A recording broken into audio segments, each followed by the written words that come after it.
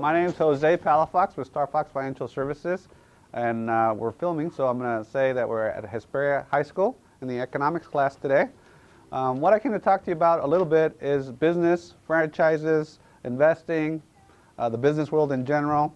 But one of the things I want to tell you about business is, in business, you know, there's lots of gaining and a lot of winning. Everybody talks about all the good stuff in business, you know, about making millions of dollars. You think of Bill Gates, who's a gazillionaire, and Warren Buffett's a gazillionaire, and you see all these stories on TV. You know, I invented a tea, and now I'm a millionaire. All fun, all nice, but is that really the truth of how business works? And I would say yes and no.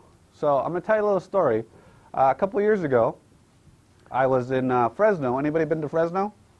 Fresno? During the summer? Anybody been to Fresno during the summer? Fun? Not so fun, right? Well, Fresno in the summer is like a sauna. It's basically hot and sticky.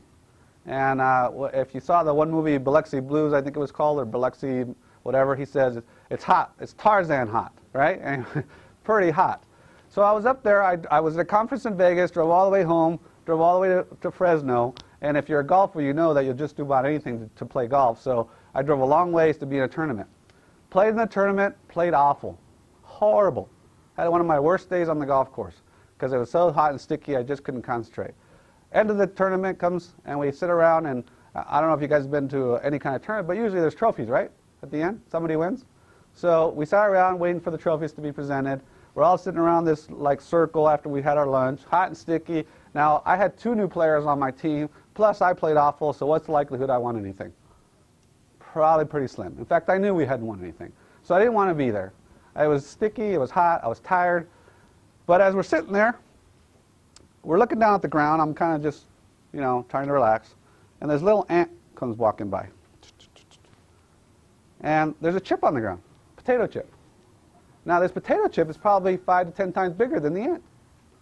So, as ants do, he starts foraging, he picks up the potato chip, puts it between his pincers, tries to lift it up, he falls over.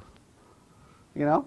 And he does it again. He picks it up again. And he's struggling with this chip. Now, what I noticed as I'm looking down is that not only am I watching this ant, but everybody that's sitting there is also watching the ant. And we're all kind of looking at her like, cheering now. Pick up the chip. Come on. You can go feed your family, right? Pick up the chip. And he picks it up one more time, and boom, falls over again. He picks it up one more time again, and he's kind of struggling, and there's a little crack in the sidewalk. Falls right into the crack, and the chip goes flying. So we're like, oh, no. Finally gets up out of the crack, gets the chip, and somehow, some way, kind of balances it on his head with the pincers looking up. Gets it just right, and starts walking off. He's got it. And we're all going, yes, all right, Mr. Ant, you're going to go feed your family. Great, fantastic. We're just happy. I mean, we're bored, okay? We're bored waiting for these trophies. But we're just cheering for this ant. Everybody's just smiling. I'm looking around. Everybody's going, yeah, all right. We're all looking at this ant. And all of a sudden, out of nowhere, this beautiful little bird, bluebird, comes gliding in.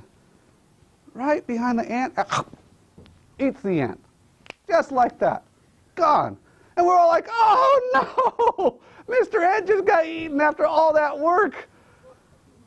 So why do I tell you this story? Because it's the risk that you don't see that's going to get you every time. It's not all the hard work you put in. It's not the crack in the sidewalk. It's not the balancing the chip. It's watching out for the things that you can't see. Now, when we saw the bird land, we could have done something. We could have yelled, we could have screamed, we could have shushed away, but it was so quick, we all were just in awe that this ant had worked all that hard work and gone. And business is a lot like that. You got to watch out for your competitors. You got to watch out for economy. You got to watch out having enough money.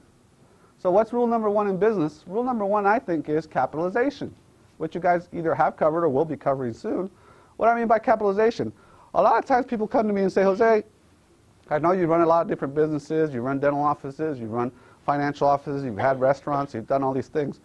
I want to start a business because I want to become a millionaire. Great. How much money do you have to start the business? $10,000. $10,000 to them might be a lot. But is it really a lot to start a business? Anybody? It's not. It's a drop in the bucket. I've seen people come with me $50,000, and they think they have a lot. Well, my neighbor down the street started a business with $500, now he's rich. Yeah, that happens sometimes. But more likely than not, you're going to need a lot more money. So capitalization, always have enough money to get the business started. Make sure you have enough money to get you through the first couple years, because the first year in business is tough. There's no doubt about that. The second year is even tougher, and the third year will get you every time. Most businesses don't last 5 years. Have you learned that yet? Yeah. Most businesses don't make it the first 5 years. Number one reason they don't make it? Not enough money. They thought if they could make it past the first 6 months, they're good. We talked a little bit earlier in the class before. Anybody been to up and down Bear Valley Road? You see new businesses go, and then they come in, and 3 months later they're gone? I can guarantee you that the reason they're gone is probably capitalization. They didn't have enough money to survive. They thought as soon as they open the doors, everybody's just going to come on in and buy their stuff. Doesn't work that way. Just because you have a good product, just because you have a good business name, doesn't mean everybody's going to come shopping. Especially when you're competing against world-renowned names like Starbucks, McDonald's, or any of the others like that. So capitalization, very, very important. But let's talk about the second thing that's very, very important. That's productivity. Now, I talked also earlier in the class before, but what's your name? Rodney. Nice to meet you, Rodney. And what's your name? Catherine. Catherine. Nice to meet you. Now, if you get an A in the class and he gets A or a B in the class, or a C, or fails, do you do good? Are you doing good? Me? Yeah. Good, right? How about you? Good? Not so good? Not so good. I would tell you that not only are you not doing so good, because why? He's not your competition. Your competition is sitting across the world in India or China. It's true. You guys laugh, but it's true. Today, when my kids get up every morning and they do good in school, I said, now remember, you're not competing against everybody in the Lewis Center. You're not competing against everybody in the high desert. You're competing against everybody across the world. That's productivity. There's a story that goes something like this. Anybody know who Alan Greenspan is? Right? Federal Reserve? Anybody know that? He's retired now, but he's a big cheese. In fact, one of the most powerful men in the world when it comes to money. But he's the one that goes in front of the Senate, and then they ask him all these questions like, what do you think about the economy? What are we doing? Are you going to lower interest rates? Are you going to raise interest rates? Really, really important person. But the senators, you know, they're politicians. They like to put on a show. So one of the senators came in and he had a big card. You know, a big giant one built up. It was from a little kid in Georgia or Arkansas, somewhere like that. And the card went something like this. I'm paraphrasing. You know, Mr. Senator, can you please not close down the cotton mill? My daddy has been working there for 25 years, and if he loses a job, we're not going to have anywhere to live. So can you please keep the cotton mill open? And so the senator, in front of all these cameras, everybody's crying, sad story, asked Mr. Greenspan, Mr. Greenspan, what do you think about that? What should I tell that kindergartner about his dad's job? And Mr. Greenspan, real nicely, looked at him and said, well, Mr. Senator, I got to tell you, I've been to that cotton gin. I've been there. I've seen their productivity. I've also been across the world, and I've seen 10 that are better than that one.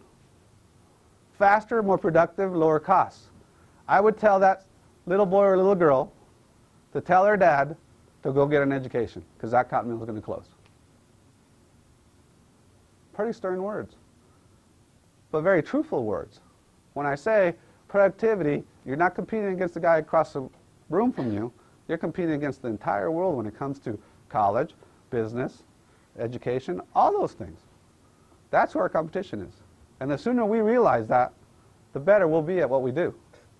So productivity is very, very, very important. If I can get something made from you in an hour, well, we'll switch it this time. If you could do something for me in an hour, and it takes you 3 hours, which one costs more? Right. Which one am I going to buy? And that's what corporations are doing all the way across America and across the world. They're going where the productivity happens. So that's productivity.